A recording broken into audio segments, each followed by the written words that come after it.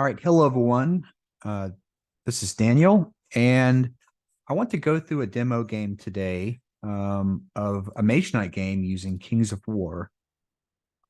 To give everyone a little bit of history on me, I played Mage Knight a little over 20 years ago when I was in college. I really enjoyed the game. It was fun. We had a blast. It was such an easy game to play and an easy game to learn, but it was also a very highly strategic game. So I played it throughout college. I really enjoyed it, but I did notice that kind of as the years went on, it began to die. People began to pick up other games or just stop playing.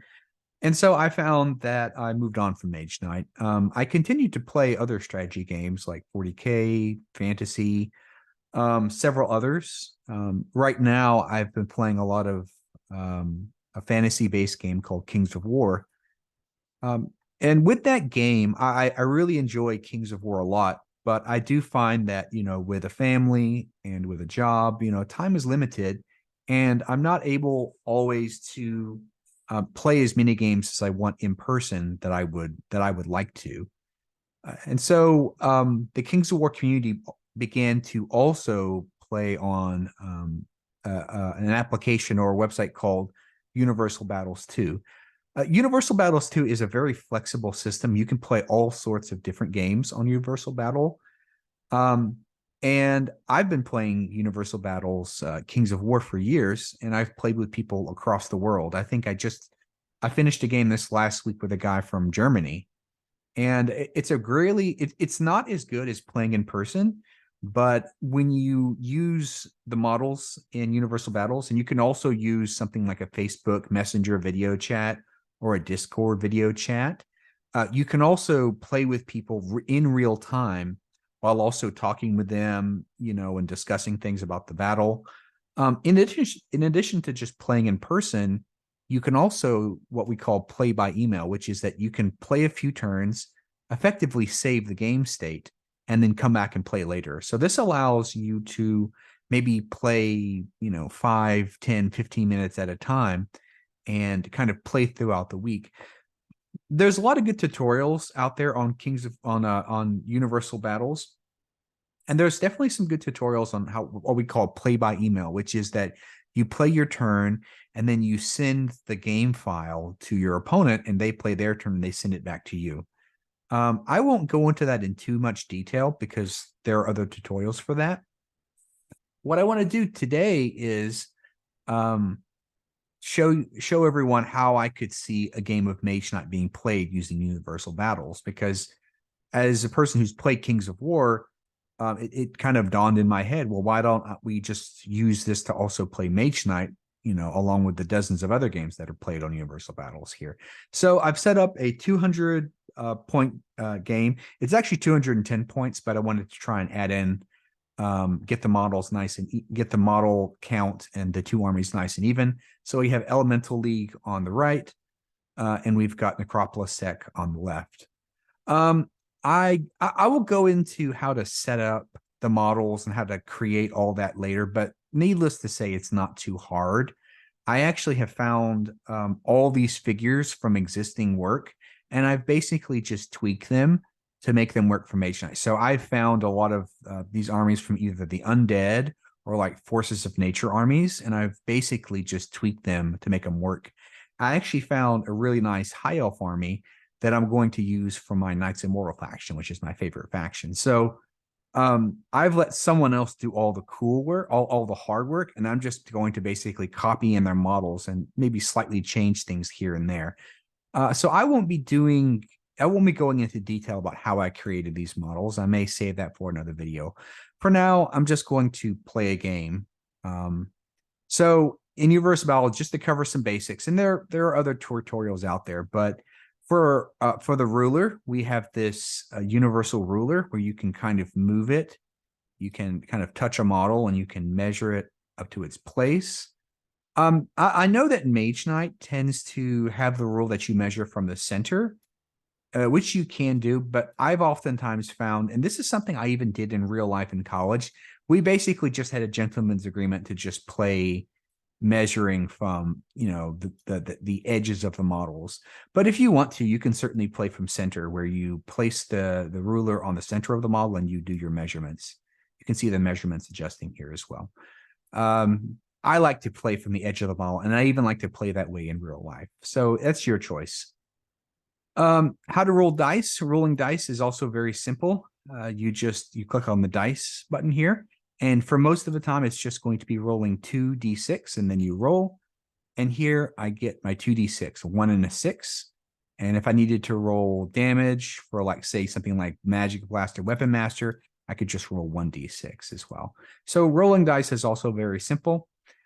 We've also got things like move counters as well, which I'll load in here. So I'll just go to this army. I'll just add in some counters in this. Okay, and I'll add something for the other faction. So here I've just added some move, which they're wound counters, but I can count them as wound counters or move counters. You can really use any sort of counter you want. So I'm just going to add in a few here. There we go. All right, so we're just going to set up our counters real fast. And there's our 1s, our 2s. Same thing. Just move the 2s away.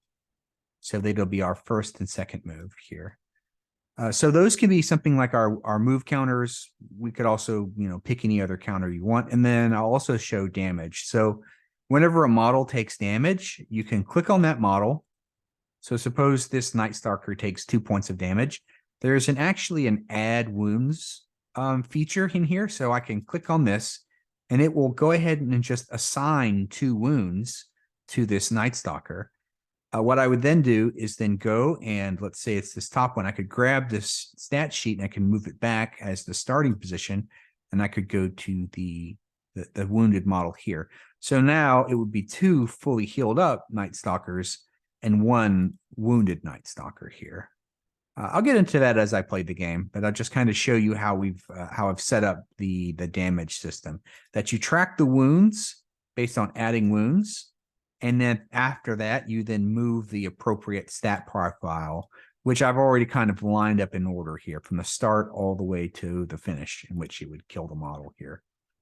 So measuring, is also, there's several ways you can do this. One is with the ruler. The other thing you can also do is you can move the model itself. So as I am moving here, so suppose I wanted to move these 3 Night Stalkers in one formation here. So I would move this, so 8 inches.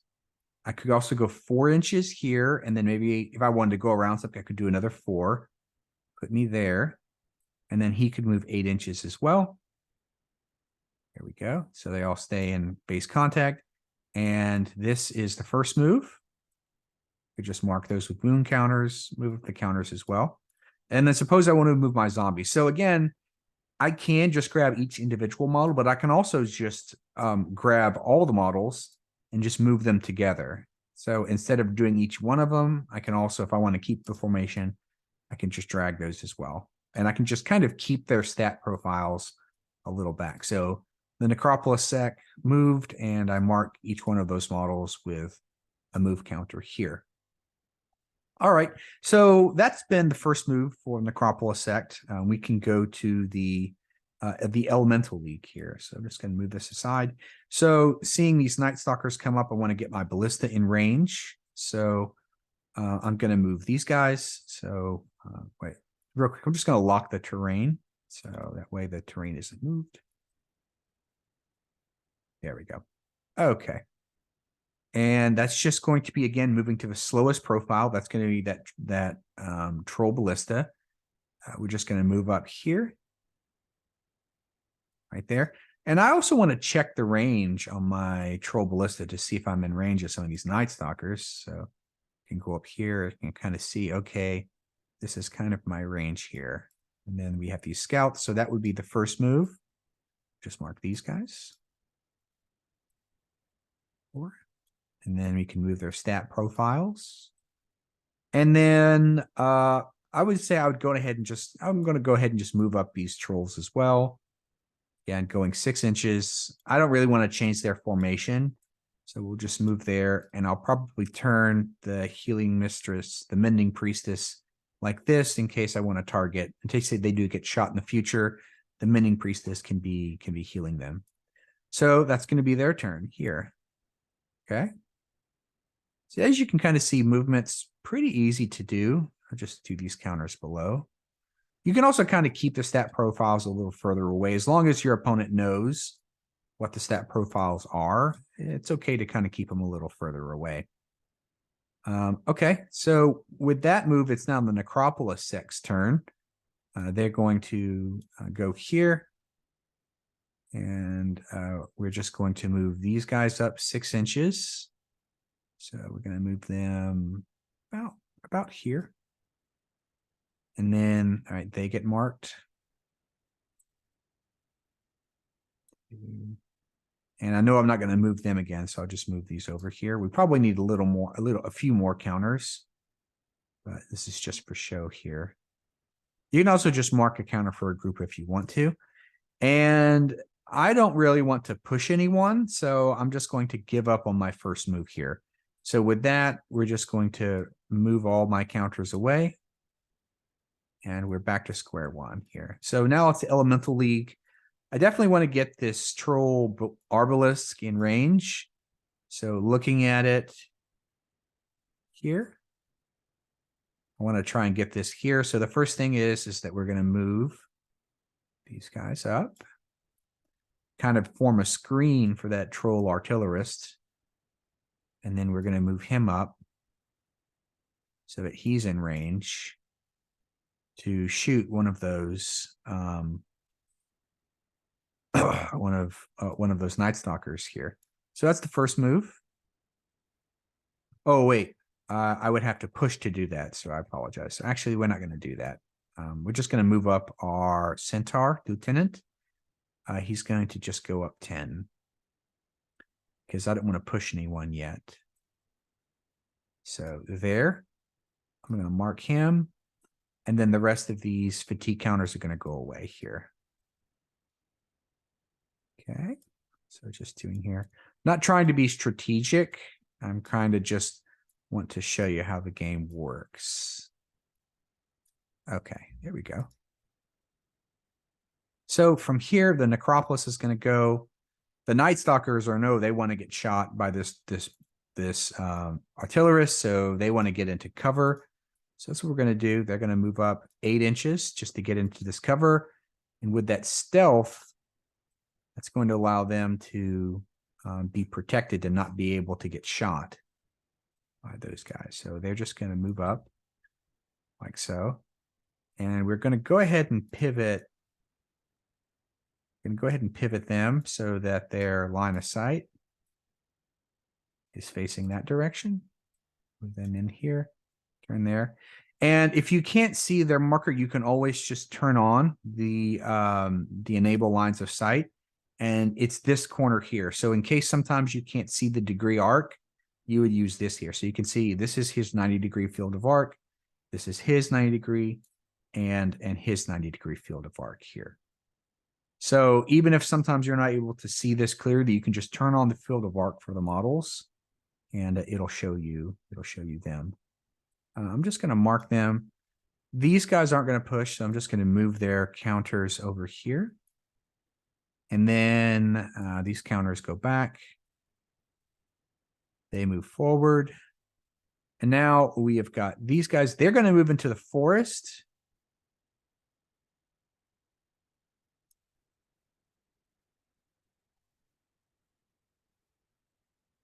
So here, just going to get into the forest. I know that I'm protected because of stealth. So they're going to move into the forest, and they're going to be marked as well. 1, 2, 3. All right, and they're not going to move, so that's going to be the end of the turn. So now I've got these guys who are coming in stealth and who can also shoot down my scout. So I definitely want to start moving my trolls in range to start attacking them in hand to hand because they're gonna get that. The woodland scouts are going to go ahead and break away, and they are going to move 8 inches and get into base contact to stop that shooting. So they're going to kind of use their function as a as chaff to just get in the range of one of these Night Stalkers. Is that 8? So we've got 3 and then 5 more. Oh, she doesn't make it, so she goes there. And then she'll move 6 inches, and then another 2-inch behind here. All right, so we've engaged one of those Night Stalkers just to hopefully clog them up. Okay. And the Troll Artillerist is just going to wait and see if he can get a shot at anyone. And we've also moved them up as well. We can move them up. Okay. All right, so now it's the Necropolis turn. This goes away. So for Necropolis turn, we are just probably going to continue to move up these guys 6 inches on top of this hill, being careful of this centaur. We know he can come in, but he's probably just going to attack a zombie, so that's probably going to be okay. And then I don't want to push anyone. So I'm trying to think if I want to push one of these zombies.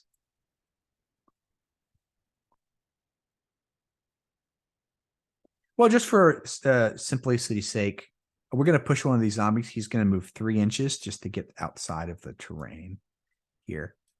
And then he's going to be fatigued. So with that, he'll be taking 2 counters with him, and he'll take a point of damage. So he stays here. He stays here. And then since he took a point of damage, I'm going to mark the damage. And I'm going to update his profile here. So this is zombie 2. I'm going to go back to zombie 2 here. On the right corner, you can kind of see that this is zombie number 2. And so here is zombie number 2. And I'm going to update his profile with the wounded stat. So now it's the Elemental League. So we do have this guy. He, I think, is going to go and probably chop up this zombie. So it's 5 inches to do his, but he can't reach. He can't do his charge attack. So what I think he's going to do is just probably reposition. I am just going to, I'm probably just going to go up 10 and mark him. And then the Troll Artillerist is probably going to, can he shoot this guy? Let's see. Maybe he can shoot this zombie. He is in range to shoot the zombie, but there is some cover there. So he's probably just going to move here, staying on this hill, and he's going to face, probably targeting anyone who's coming on the bottom. He's going to target them as well. So he's done as well. So we're going to remove the remaining 2s. Here. There we go. And then those guys aren't going to go as well. Okay. All right. So now it's time for probably a little more combat. Night Stalker number 1 is going to attack a Woodland Scout. The Night Stalker has a 12 attack. The Woodland Scout moving up has a 14 defense. So that is going to basically be anything but double ones. And he's going to hit this Woodland Scout. So I'm just going to roll that. Oops. 2 dice. 2 and a 3, that's a 15. So that's enough. And then that's just going to, I'm just going to take the 3 damage on the scout. So the scout takes 3 damage. And then I'll check on the scout's profile, and that's going to kill the scout because it's going to do, this is Woodland Scout number 3 here. That's going to do 1, 2, and then 3. So this Woodland Scout is going to die. So we can just remove her off the field. She died with 3 wounds. And he has activated. And then we've got this other Night Stalker here. He's probably just going to shoot this. He's just going to shoot this Woodland Scout with his bow. So it's the same roll. Anything with 2 up is going to hit him. I hit him. And I'm just going to take my 3 damage. So 1, 2, 3. And Woodland Scout number 1 is also dead. We'll just put that there. So he's dead. So first blood for the element for the Necropolis sect. That's my 2 actions for the turn. So I'm done. So we're going to move everything back. We're going to see if the Elemental League can maybe get some vengeance for their lost comrades here. So just keep their stat blocks there. All right. So the first thing is I think we need to get these troll brawlers in range of these guys. So we're going to go 6 here. And then probably 6 here. We're going to get our mending. Well, you know what we'll actually do is we're going to go 6 here. The mending priestess is going to move 6 here. Let's move the troll first. So the troll is going to move 6.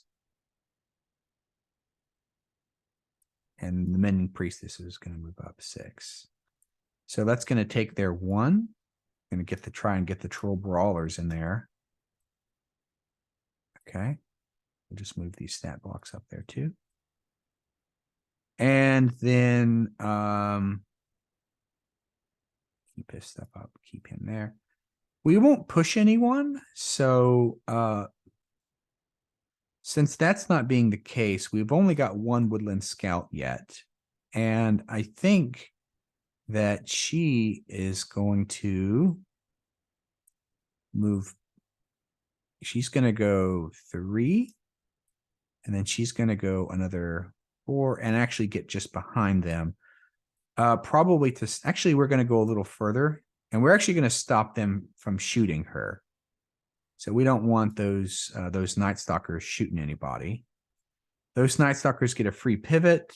We're going to pivot so that we can get her in range. This Night Stalker is he's kind of stuck, but he's just going to go ahead and face her for now as well.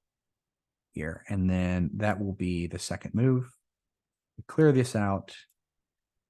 And I won't continue, but here you've kind of seen, I've played through a few turns, and you're able to kind of see how one can easily play through a game of Mage Knight using Universal Battles. So appreciate everyone's time. I hope this is helpful. And I'd be happy to kind of play someone whenever we can meet up on a time schedule, and we can set up 2 armies and have a game. So thanks everyone for watching.